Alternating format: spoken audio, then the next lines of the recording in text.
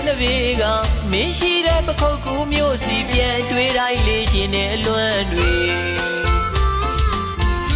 ကိုလေးဖြေဖြောင်းမရနိုင်မေတနခါပကွက်ကြားလေးနဲ့မျက်နှာထားချိုတဲ့ရွှေညာသူလေးနဲ့ချစ်အားတွေပိုခဲ့သမျှတွေအပြစ်ဖွေးမရိုင်လဲယနေ့တိုင်းအချစ်တွေခိုင်မြဲနေစေလေ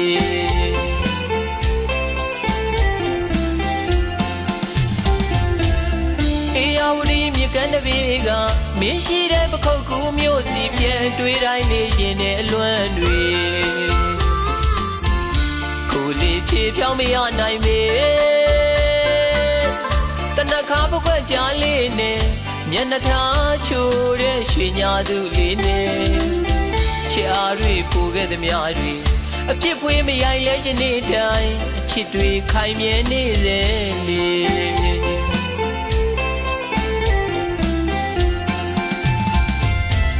ပခုတ်ကူမှတူရှိတော့ကဆိုင်ကယ်လေးနှစ်ယောက်တူစီကလေးမြို့နဲ့လေနှူးသာတူဖျားလဲဆိုခူးခဲ့တဲ့လေရွှေမုံထောရွှေကူကြီးဖောင်တော်ဦးနဲ့တီကိုရှင်ဖျားတွေစုံအောင်ဖူးလို့အတူစုပန်ချွေခဲ့တာတွေ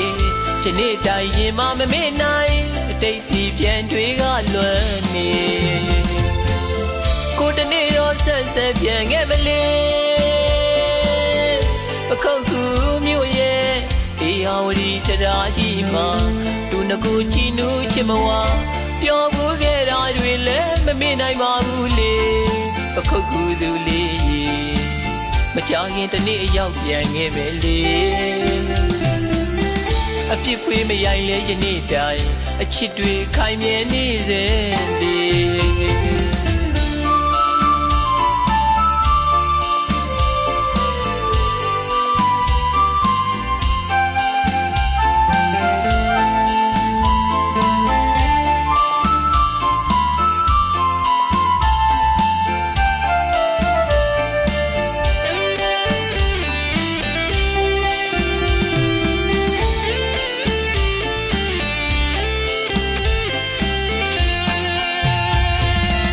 ပခုတ်ကူမှတူရှိတော့ကဆိုင်ကယ်လေးနှစ်ယောက်တူစီကလေး